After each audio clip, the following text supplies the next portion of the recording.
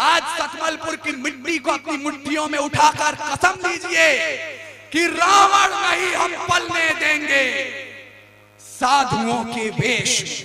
ये भाषा पूर्व विक्रम शाह की है, मुझे कहने में कोई संकोच नहीं, चाहे आसाराम हो या राम रहीम। रावण नहीं हम पलने देंगे साधुओं के वेश में, और अफजल नहीं पनप सकते हैं अब्दुल कलाम के देश में। फौलादी हिंदुस्तान है ये, दुर्योधन की जांग नहीं और भगत सिंह की मिट्टी पर खालिस्तान की मांग नहीं। तो उन्होंने कहा कि किसी एक कौम पर आज उंगलियां उठा दी जाती हैं और कहा जाता है उस पार चले जाओ। मेरे बड़े भाई नजमे हसन यहाँ बैठे हैं।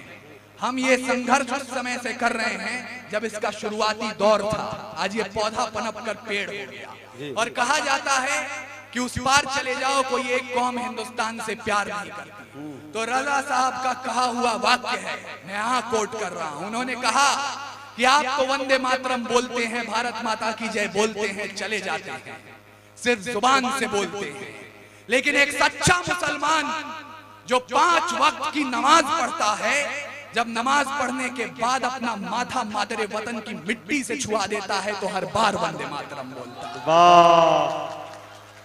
क्या बात। और मेरी रगों में एक हिंदू माँ का खून बह रहा है। उसके बाद भी मैं आपसे कहना चाहता हूं, जितना मैंने इस्लाम को समझा है और कुरान को समझा है, कुरान में लिखा है अगर पानी की कमी हो और नमाज अदा करनी हो, आप उससे पहले वतन की मिट्टी से वजू कर लें, तब भी नमाज कबूल हो।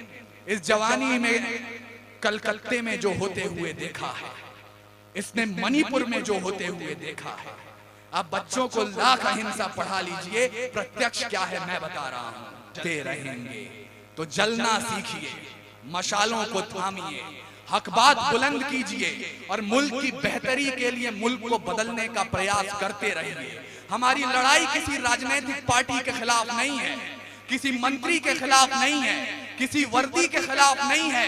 ये कलम की लड़ाई है जुल्म के खिलाफ, ये कलम की लड़ाई है षड्यंत्रों के खिलाफ, ये कलम की लड़ाई है हालात के खिलाफ। वो हालात जो जब बिगड़ते हैं तो गोंडा से अदम गोंडवी बनकर बोलते हैं, भुने काजू प्लेट में विस्की गिलास में उतरा है रामराज विधायक निवास में। वो हालात जो जब बिगड़ते हैं तो लखनऊ से मुनव्वर राणा बनकर बोलते हैं कि दरबार में ओहदों की खातिर जब पैरों पे अना गिर जाती है, कौमों के सर झुक जाते हैं, चकरा के हया गिर जाती है। अब तक तो हमारी आंखों ने बस 2 ही तमाशे देखे हैं, या कौम के रहबर गिरते हैं या लोकसभा गिर जाए।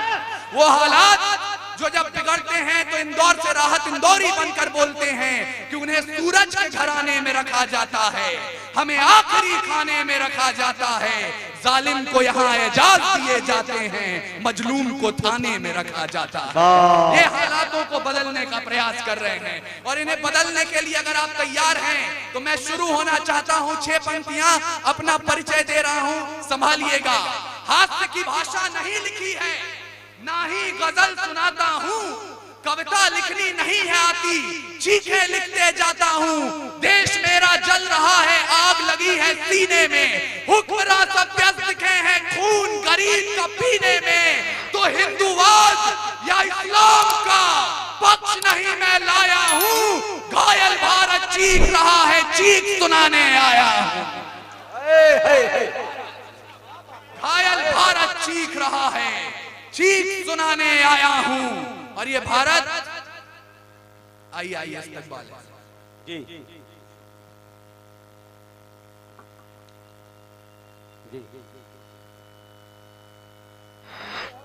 पढ़े अशोक कुमार हमारे विधायक जी उर्फ मुन्ना तशरीफ लाए हैं, हम उनका स्वागत करते हैं। माशाल्लाह तमाम हमारे चीफ गेस्ट वगैरह तशरीफ ला चुके हैं। तमाम ही लोगों का कमेटी की तरफ से हम इस्तकबाल करते हैं। माइक पर एक अच्छा कवि इनकलाबी शायर आपके दरमियान है, दिलों को खोल कर सुने दोस्तों, जोरदार तालियों से इस्तकबाल करें इस कवि का, माहौल बनाया है। घायल भारत चीख रहा है, चीख सुनाने आया हूं। और ये भारत सिर्फ सरहदों पर घायल नहीं होता है, जब मंदिर मस्जिद के नाम पर हथियार उठाया जाता है। और मुझे बताइएगा सतमलपुर वालों कि खुदा ने अगर दिल में इबादत के लिए इश्क दिया है तो रगों में इंकलाब के लिए खून भी दिया है। उस खून की हरारत को भी जिंदा रखिए। जब मंदिर मस्जिद के नाम पर हथियार उठाया जाता है या दुधमुंहों को भी हवस का शिकार बनाया जाता है, जब मठों के मठाधीश भी क्रोध में आने लगते हैं या मौलाना बारूदी पैगाम सुनाने लगते हैं, जब शाहरुख खान के बेटे को सजा कड़ी दी जाती है और अडानी पोर्ट की बात नहीं की जाती है, पेट्रोल की कीमत चढ़ते चढ़ते छूले आसमान को, पेट्रोल की कीमत चढ़ते चढ़ते छूले आसमान को, या लखीमपुर में सत्ता ने जब रौंद दिया किसान को, अरे न्यूज चैनलों ने भी जब राग दरबारी सीखा है तब भारत जख्मी होकर मेरे जरिए चीखा है। अच्छा है भाई बाप। मैंने बहुत बचपन में शिवोम अंबर साहब को सुन लिया था कि या बदचलन हवाओं का रुख मोड़ देंगे हम, या खुद को वाणी पुत्र कहना छोड़ देंगे हम, और जिस दिन भी सच लिखने में कांप गई कलम, कागज को फाड़ देंगे कलम तोड़ देंगे। तो इसलिए आदरणीय विधायक जी और थाना प्रभारी महोदय, आप लोग जहां हो इस भाषा को इसलिए सुनते रहिएगा क्योंकि अगर ये आवाजें जिंदा रहेंगी तो हिंदुस्तान के इंकलाब की मशालें जिंदा रहेंगी। और मैं आप लोगों से भी गुजारिश करना चाहता हूं, मैं निराशा बांटने नहीं आया हूं। ये सरकारें, ये सियासत, ये सत्ता का गुरूर, ये विपक्ष की कमजोरी 5 साल 10 साल 15 साल की हैं। भारत देश 5000 वर्ष पुरानी सभ्यता है, भूलिएगा मत। जब पूरी दुनिया को चिन्ह ज्ञान तो छोड़िए अक्षर ज्ञान नहीं था, हमने 4 वेदों की रचना कर दी थी। इस मिट्टी की कोख से निकला एक पत्थर जिसे कोहिनूर कहते हैं, उसे खरीद सके इतनी हैसियत पूरी दुनिया की दौलत में नहीं थी। और तो और सिकंदर की शमशीर में इतना फौलाद नहीं था, उसके किसी भी सैनिक के पांव की इतनी औकात नहीं थी कि इस मिट्टी के एक भी जर्रे के माथे पर विराजमान हो जाए। तब जाकर अल्लामा इकबाल ने लिखा, यूनान मिस्र रोमा सब मिट गए जहां से, कुछ बात तो है कि हस्ती मिटती नहीं हमारी, सदियों रहा है दुश्मन दौरे हमारा, सारे जहां से अच्छा हिंदुस्तान। और आपको सोचना होगा, आपको समझना होगा कि वो क्या बात है। कुछ बात तो है कि हस्ती मिटती नहीं हमारी। वो क्या बात है कि पिछले 900 सालों में शक, हूर, तुर्क, तातार, कुषाण, यवन, चंगेज, पठान, मंगोल, मुगल, डच, फ्रांसीसी, पुर्तगाली और अंग्रेज आकर चले गए, हिंदुस्तान अभी भी जिंदा है। वो कारण मैं आपको बता रहा हूं। आप दुनिया भर के साहित्य पढ़ लीजिए, जिस धर्म ने, जिस सभ्यता ने उन पर हुकूमत किए, साहित्य को उसका रंग दे दिया, उसकी भाषा दे दी। अकेले हिंदुस्तान का साहित्य कहता है कि मंदिर में दाना चुगकर चिड़िया मस्जिद में पानी पीती थी। मैंने सुना है राधा की चुनरी सलमा बेगम सीती थी। एक रफी था महफिल में रघुपति राघव गाता था, एक प्रेमचंद जो बच्चों को ईदगाह सुनाता था। वो हिंदुस्तान देखना चाहते हैं हम, लेकिन हमारी जवानियों को आज लगता है कि आधी रात को नाइट क्लब में हाथ में बियर की बोतल लेकर ठुमके लगाना जवानी का मतलब है। क्षमा कीजिएगा, ऐसा नहीं है। खुदी राम ने खुददारी से हंसकर जिसका दान दिया, भगत सिंह ने चूमा फंदा और जिसे कुर्बान किया, आगोश में जिसके सुभाष से निकले लश्कर हिंद बनाया था, फतेह सिंह और जोरावर ने दहलीज में जिसे ठुकराया था, संघर्षों में बुनियाद बनी जो आजादी के बोल की, सुलग रही थी गर्भनाल में शेखर के पिस्तौल की, और खिल रही थी रोम रोम में अशफाकुल्ला खान के, वही जवानी दौड़ रही है खून में हिंदुस्तान। क्या बात है, बहुत अच्छे भाई। वही जवानी दौड़ रही है खून में हिंदुस्तान के। लेकिन इस जवानी में कलकत्ते में जो होते हुए देखा है, इसने मणिपुर में जो होते हुए देखा है, आप बच्चों को लाख अहिंसा पढ़ा लीजिए, प्रत्यक्ष क्या है मैं बता रहा हूं। बाज का खतरा सदा रहा है चिड़ियों की मुस्कानों पर। क्या बात, इस बात को रेखांकित कीजिएगा।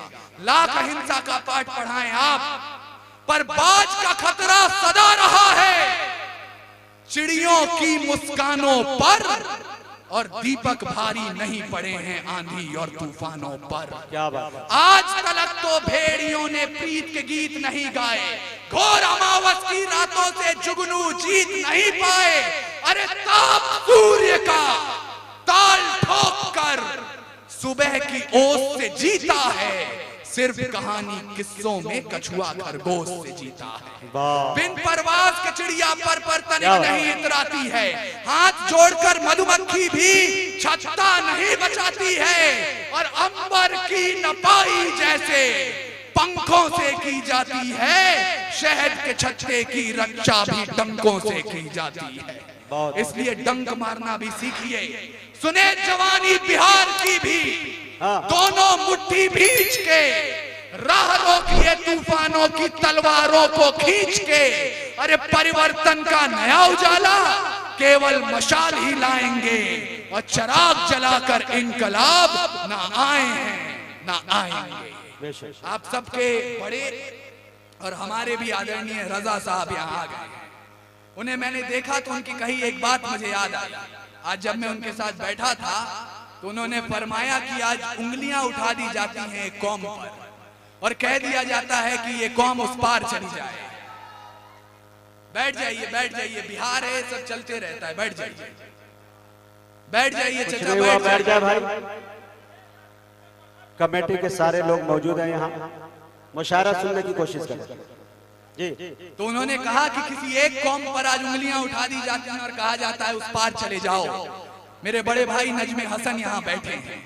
हम ये संघर्ष उस समय से कर रहे हैं जब इसका शुरुआती दौर था। आज ये पौधा पनप कर पेड़ हो गया और कहा जाता है कि उस पार चले जाओ, कोई एक कौम हिंदुस्तान से प्यार नहीं करती। तो रजा साहब का कहा हुआ वाक्य है, मैं यहाँ कोट कर रहा हूँ। उन्होंने कहा कि आप तो वंदे मातरम बोलते हैं, भारत माता की जय बोलते हैं, चले जाते हैं, सिर्फ जुबान से बोलते हैं, लेकिन एक सच्चा मुसलमान जो 5 वक्त की नमाज पढ़ता है, जब नमाज पढ़ने के बाद अपना माथा मादरे वतन की मिट्टी से छुआ देता है तो हर बार वंदे मातरम बोलता है। वाह क्या बात। और मेरी रगों में एक हिंदू माँ का खून बह रहा है।